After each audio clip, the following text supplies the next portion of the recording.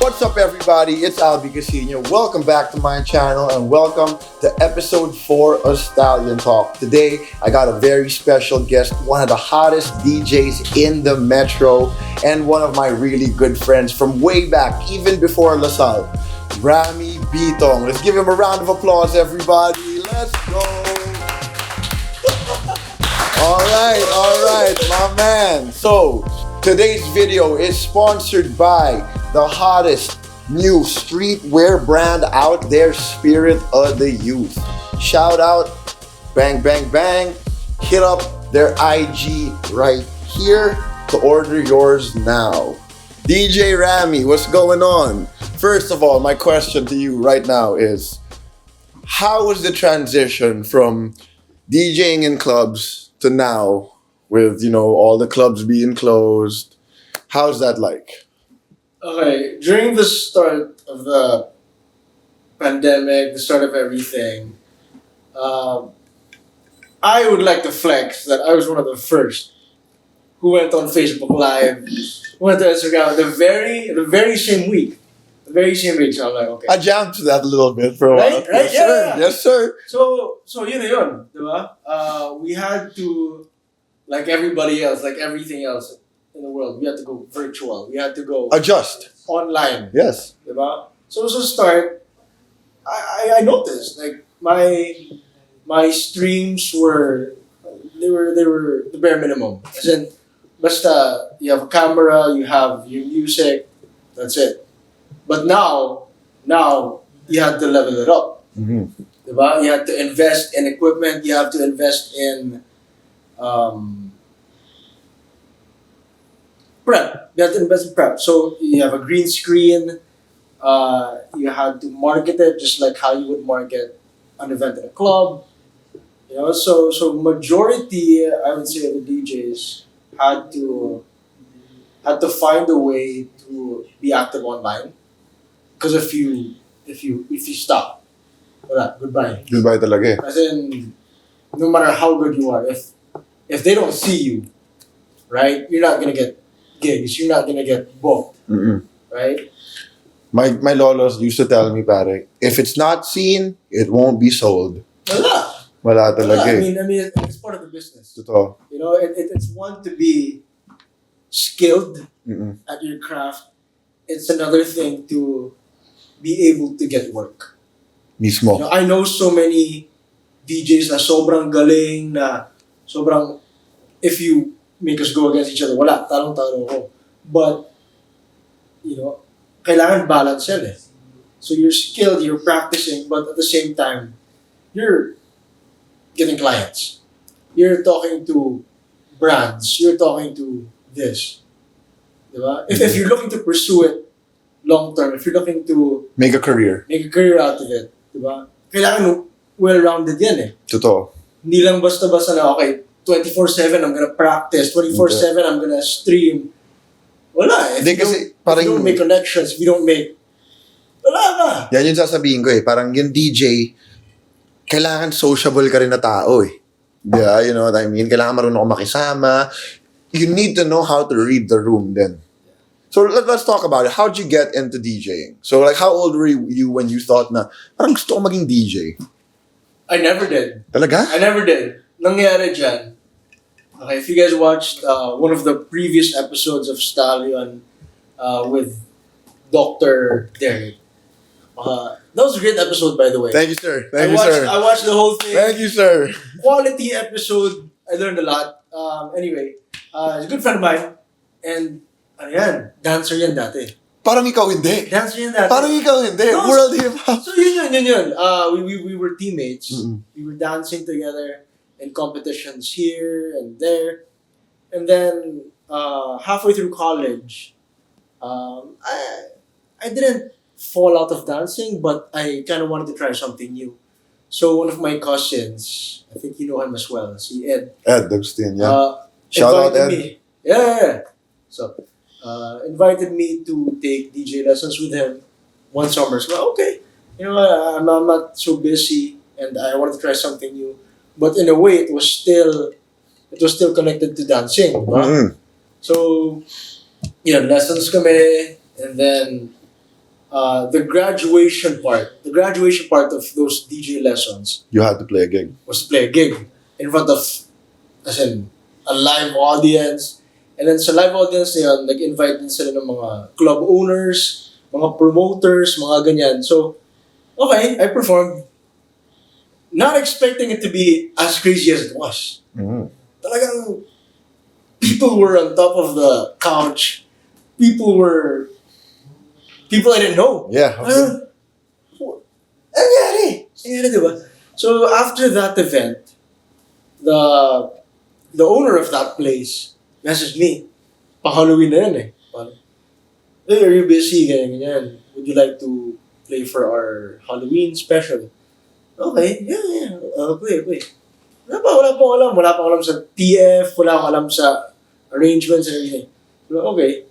And then my mentor, the guy who taught me naman, sabi niya, Ram, you're getting good feedback. You're getting invited to play at these areas. Why don't you pursue this? Sino ba mentor mo? Baka pa na Okay, shout out to Mecca, Mike Ignacio. One of the best. He just moved to California. He's doing his thing there. But hands down, when it comes to DJing in the Philippines, woo! This guy, hands down. Yeah, so he told me, why not? So I'm like, okay, I mean, I'm in college. I could use the extra cash. Diba? Panggastos pag nag-iimbita si Albi. Grabe naman, pare. Ito nga, pag si DJ Rammy Bitong ang nagsuspend, nandun si Albi kasi libre ang alak. I mean, for a couple of weeks, months, I kept on getting invited to these events, these college parties. I'm like, okay. And then bigla na lang, little did I know, every week, my event. Every week, I'm playing here, I'm playing there. And then, I was earning from it. So, I said, no way, let's go all the way.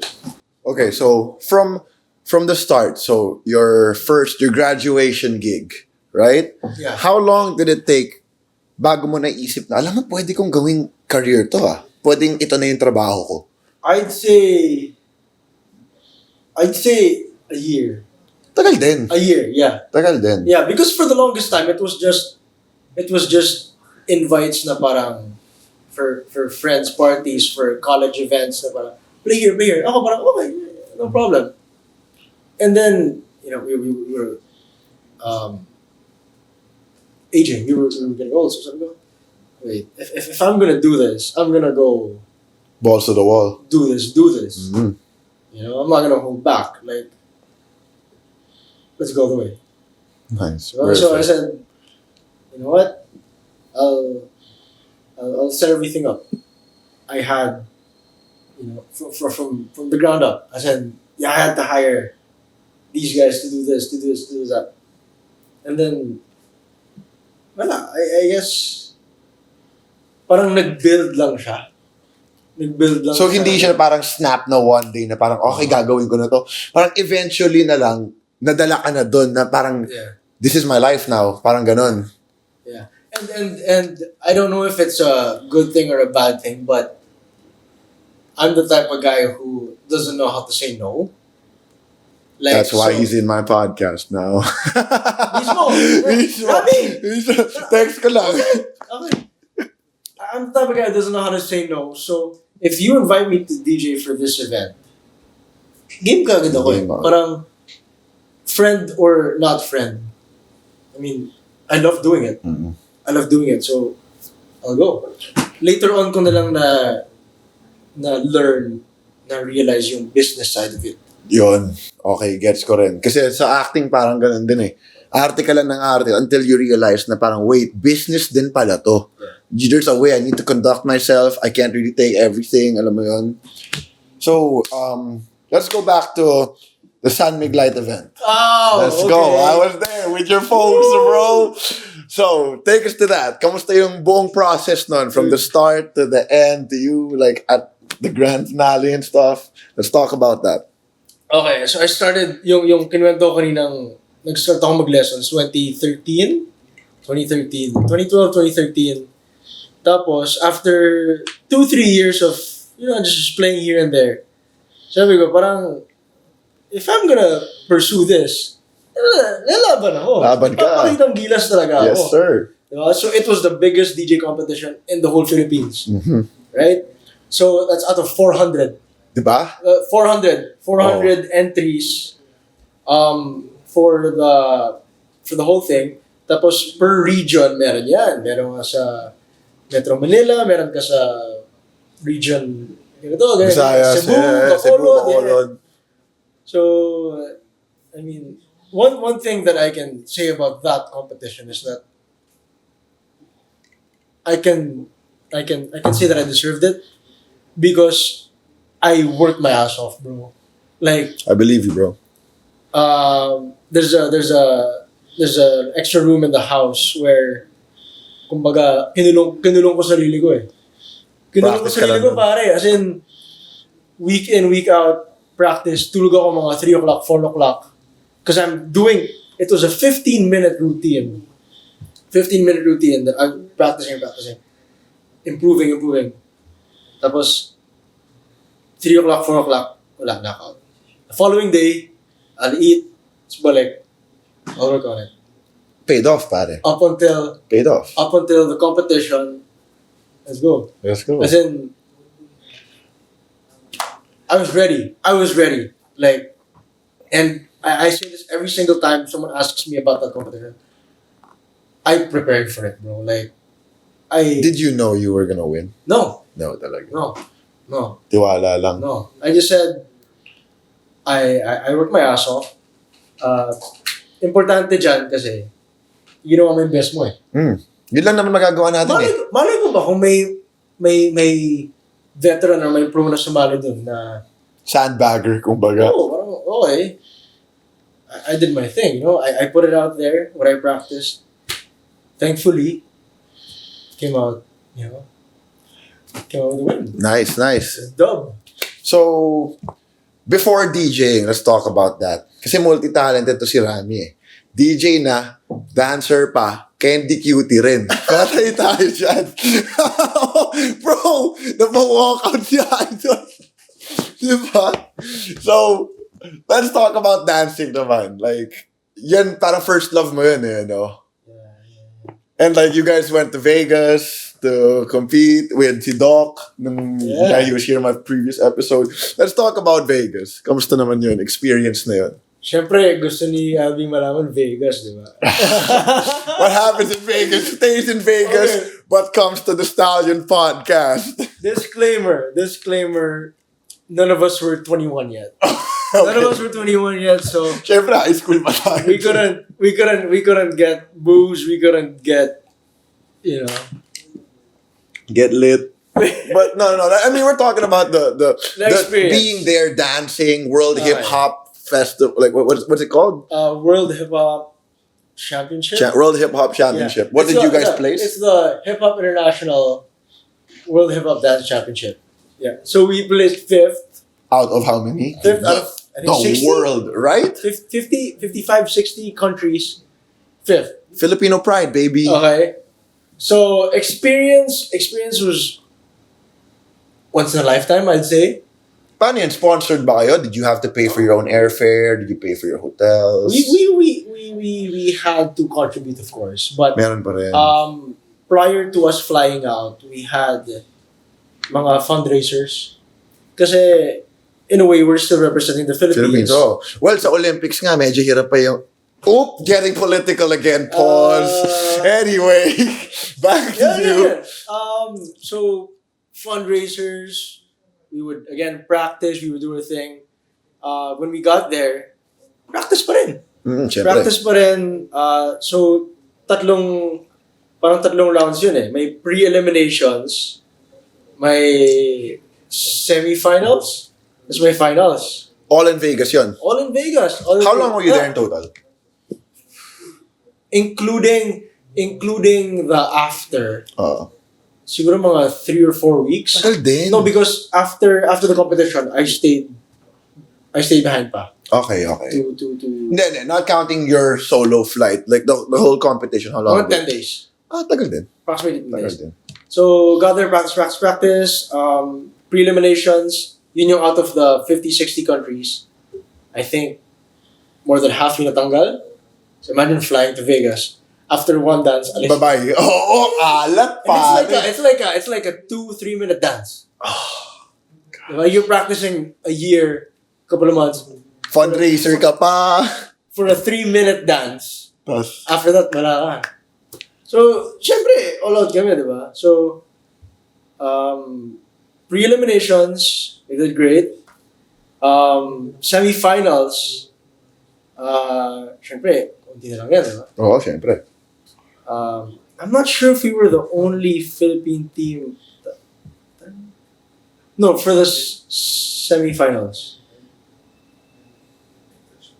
Oh, kami na lang natira. There were 3 in our division under 18. There were 3 teams from the Philippines. Kami natira. Tapos after that, finals, diba? Pagdating sa finals, it wasn't in the Vegas parang auditorium anymore. It was in the Oracle Arena. Damn. Where they have NBA games. Yeah, the Dubs. Yeah, that is where they do parang it was big. Mm. So Wait, pause. What did that feel like, bro? Ano yung feeling na yun? Like dancing in front of all of these people, different nationalities, wala ka sa Pilipinas. Alam mo yun? May kaba factor ba yun? kaba factor To the because, max. One, hindi ka sanay tayo Araneta Coliseum, di ba? Araneta Coliseum tayo. Medyo alam natin yung init, alam natin yung home court natin yan. pero pag doon pare sobrang lamig. Oo. So it's different. It's different. At least you have like a chance to practice on stage. Okay. So you do that, and then bigla na lang come showtime. Program starts. You see all of your favorite dance idols watching from here, watching from there, like, wait, I watched this guy on YouTube. May picture ka pa with Chachi, di ba? Let's try to pull that up. Send mo sa akin yung photo. Lagay natin dito. Dude. Oh. That's another thing. You get to meet dancers from all over the world. So yun, we did, syempre, all out kami, prelims, semifinals, and then finals. We, in our year plus of practice, we had our best run during the finals. As in, Nice. It all came together, As in- kumbaga. Oh. after we performed, after our dance, talagang, let's go! Hype talaga. Hype talaga. And then, after that kasi, parang madami pa nangyayari until the awarding, until the announcement of whatever. So, okay, parang, okay, chill, hangat. And then, when we would go around Oracle, biglang may mga lumalapit na parang, yo, you guys are great. Yo, great. Parang, Sarap sa feeling. may mga nagpapapicture, Yan na. may mga, wow, as in, so some guy wanted to buy our pants. No way! Yeah. How much was he offering for the I don't know. pants? This is, I mean, I would have sold the parang, pants. where'd you get that? We want, Oo. kasi parang costume di ba? Oo. So, ayan na. Tapos na lahat. Announcement. So, okay, parang syempre, ano pa rin. We weren't, Ilang teams pa ang nandito nung may announcement? finals, 8? I think 8. Out of 50, 60, 8. Oo, last 8 pare. teams. Tapos, syempre, we were hoping for the best. Mm-hmm. We were hoping for the best, di ba? I mean, when they were announcing the winners for our category, bigla na lang, okay, they announced third place. I think USA. Woo! Congrats. Home court pa nila yun, third lang. Oo. Tapos, second place Japan. Woo! Congrats. Lahat nung cameraman, lahat nung media, pinalibutan kami, pare. So, kala yun. As in, nakaupo kami lahat circle kami ng teammates namin, parang holding hands kami, parang, oh my God. Ba't nandito sila? Bakit? Tapos announced, and the champion 2011 World Hip Hop Dance Championship is New Zealand!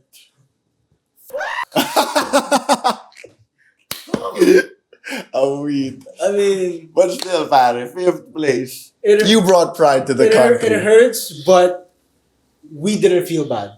Oh, We didn't feel bad because we knew that we did our best.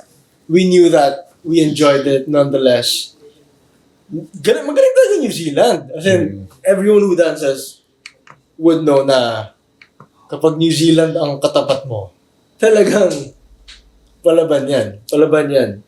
So, I mean, it hurt. It hurt, but, you know, okay. We accepted it. We did our best, and well, Right. So, balik muna tayo sa pagdi-DJ. Kasi bro, alam mo yan, sa'yo ako nagtanong. Nag-DJ lessons din ako eh. Gusto ko sana maging DJ. DJ Stallion. Anyway, so parang ano yung, like, paano yung buhay ng DJ, man? Kasi yung oras ng trabaho nyo, baliktad eh. Alam mo yun? Parang, like usually, kasi diba, alam ko yan eh, parang, kapag starting out DJ ka, parang 10 to 12, diba? yeah. Tapos, yung main DJ, 12 to 2, tapos yung closing, 2 to 4. 2 to 4 or... 2 hanggang matapos. So, syempre, gagapang-gapang ka muna dyan. So, paano yung schedule mo nun? To be honest, when you're starting out, kung ano ibigay sa yung schedule, Yun lang, tanggap lang. tanggap na lang.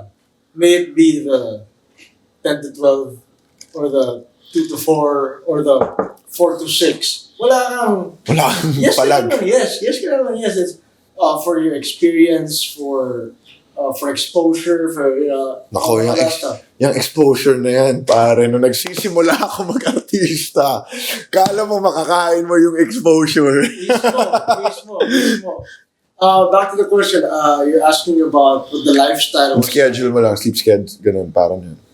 Dude, body clock, wala. As in, gising mo lunch. For a time, I would even wake up after lunch. Mm-hmm. Like 1 o'clock, 2 o'clock.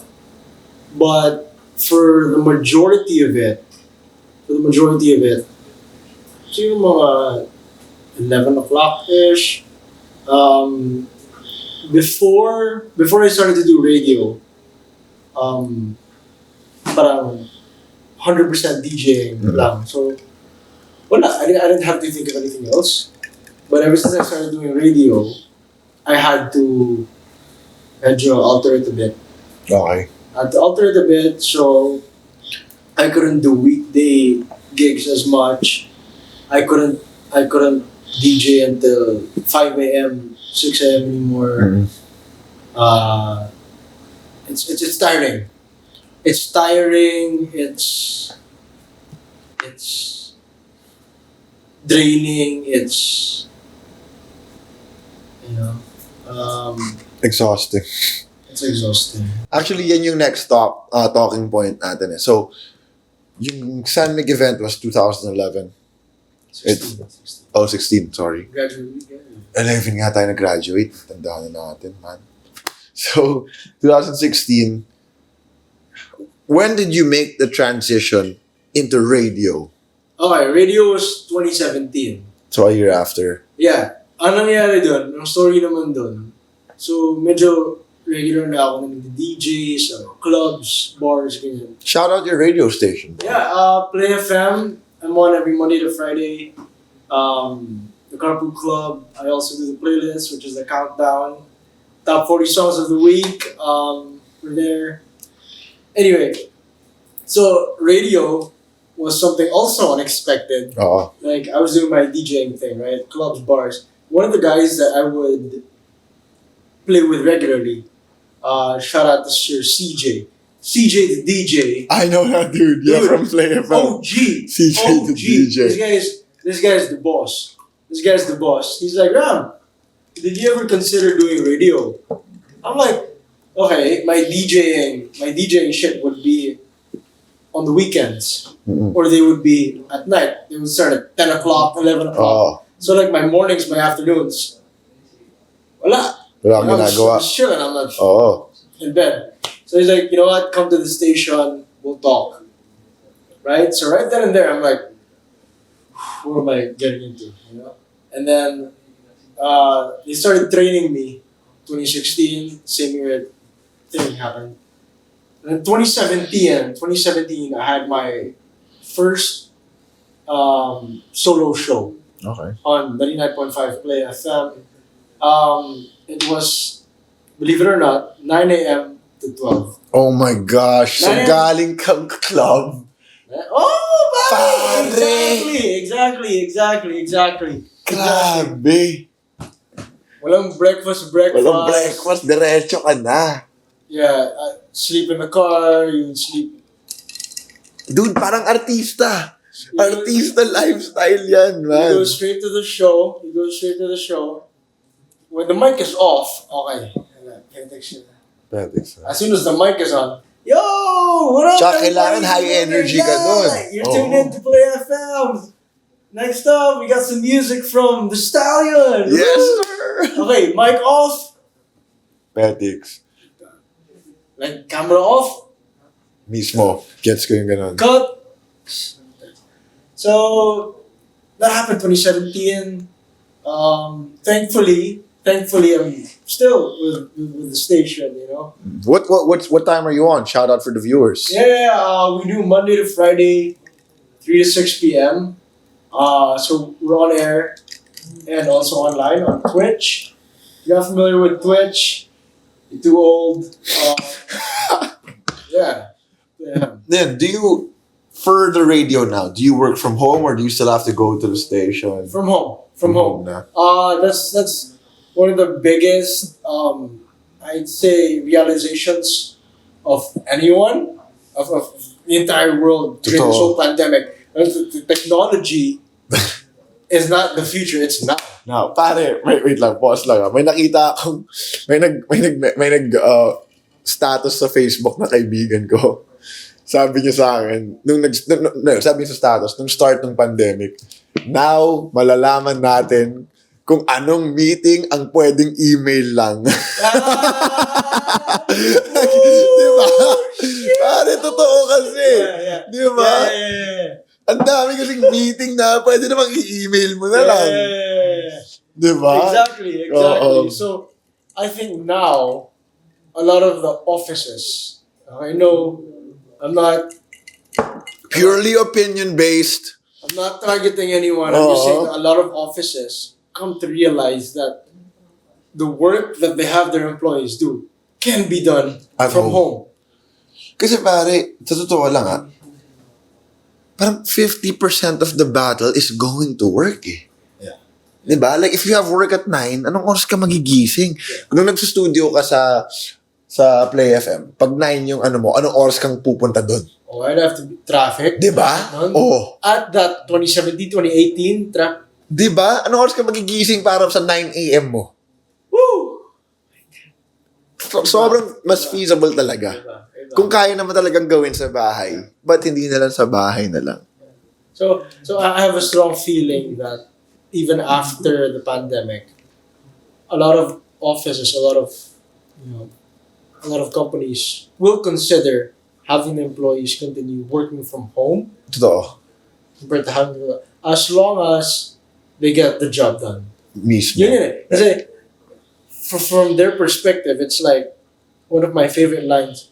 You're not paying the employee to get their time. You're paying the employee to get the job done. So, as long as the job's done, who cares? I think it's a big step. It's a big step. I don't know if it's something that they're gonna adapt to even after this pandemic, but I have high hopes. I have high hopes that the evolution is gonna be gradual for companies, for these offices, these employees to be able to balance working and doing what they want to do. With this pandemic, pare, like, how do you see the future of your career, man? Like, what needs to be done to stay relevant? Okay, if we're talking about the future, you have to be able to learn from this. Okay, so I think yung mga audience mo, yung mga party people, umiiba din yung perception nila na, okay, prior to the pandemic, it's just me going there. But Mm. the online side of it, Yun. the live stream side of it, is you're DJing, but that's not enough. You have to be constantly interacting with whoever's watching, right? So, keep on greeting people. Parang kang streamer. Yeah, you keep on playing the requests. After the pandemic, I have a feeling that it's gonna be a mix of both. Okay. You know, the OG party people, and then the people who watch you on streams. So you have to be able to find a way to comply and to please both. Ito tanong ko, man. Ito, since you said requests, number one na parang naririnig ko sa mga OG DJs is, don't request. Because it's our job to bring the vibe.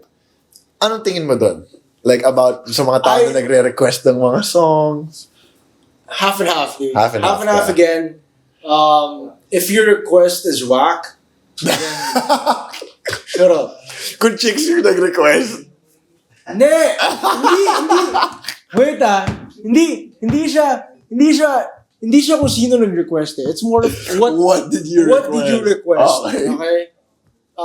I have absolutely nothing against the Chainsmokers, but one of my most memorable requests was from a VIP in one Club that will not be named. club that will not be named, but it might be in Ortigas. So this VIP tells the waiter, pare, tell the DJ, bigyan niya ako isang buong set ng Chainsmokers. Lang? Yeah, as in, Chainsmokers all the way. It's not one song, it's not two songs. Sana nag-Spotify na lang. No, just that. Sabi niya, tell him to play, the DJ, tell him to play just Chainsmokers for the whole set. And then tell him to name his price. I'm like, are you serious? First of all,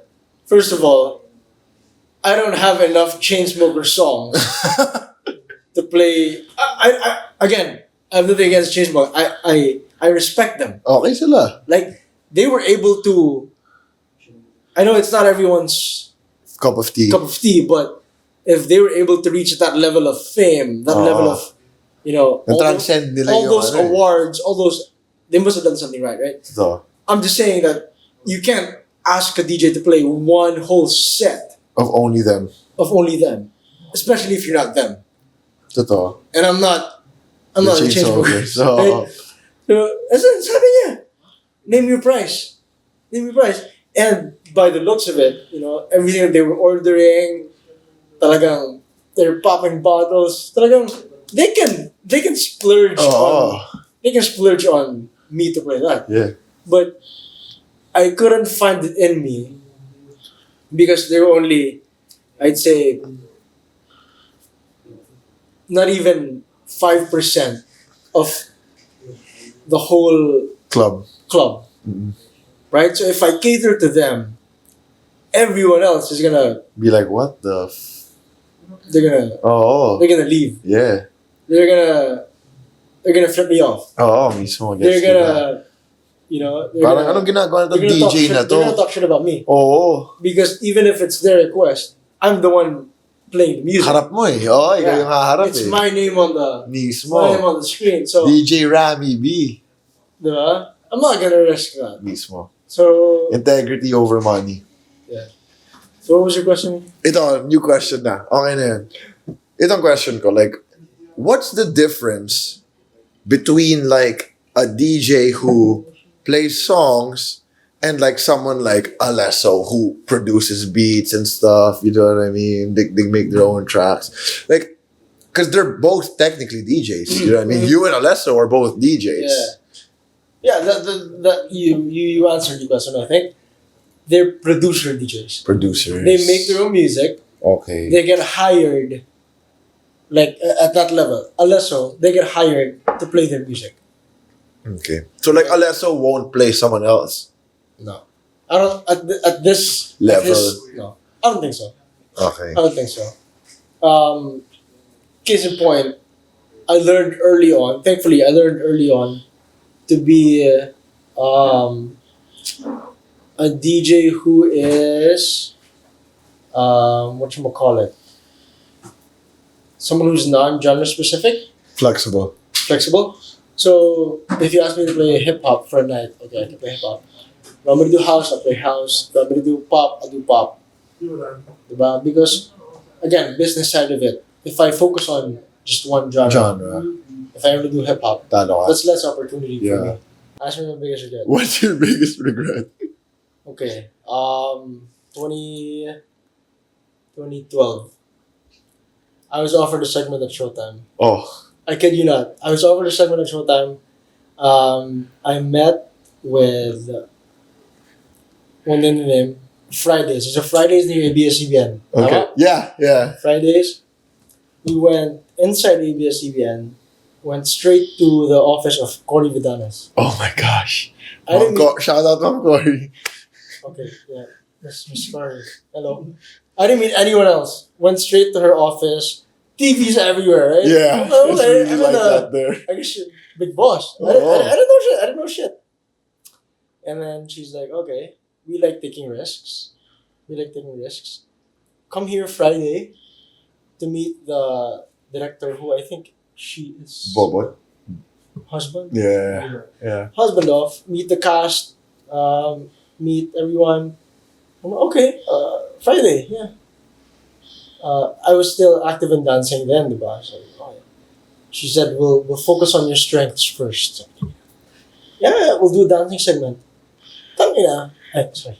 Okay lang, dude. Friday, I go there.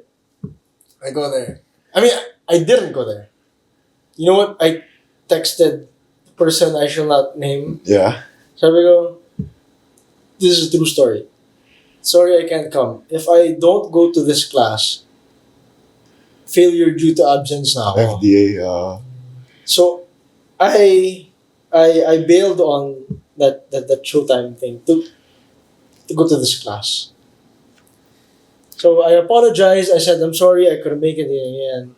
When can I come again? They never replied. Hashtag Rammy ka na sana nun. Show me how to hashtag. Legit, they never replied. Until today, it haunts me. Because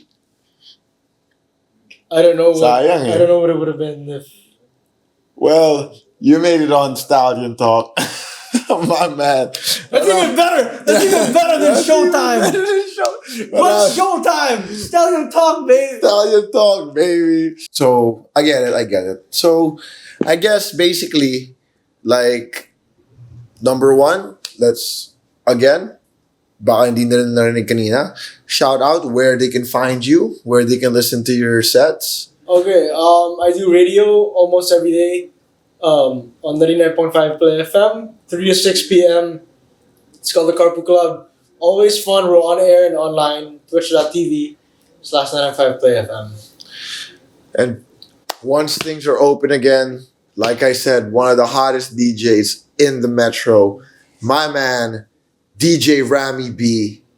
Thank you for coming on the pod, my man. Much appreciated. You, my dog. Even before LaSalle, if you remember, we went to that camp. Okay. Thanks for coming to the pod. I got you. So, ayun na nga. Maraming salamat sa pagtambay sa amin dito. It's your boy, albiecasino. Don't forget to like, comment, and subscribe. And let me know who else you want to see on Stallion Talk. I'm going to see you next time.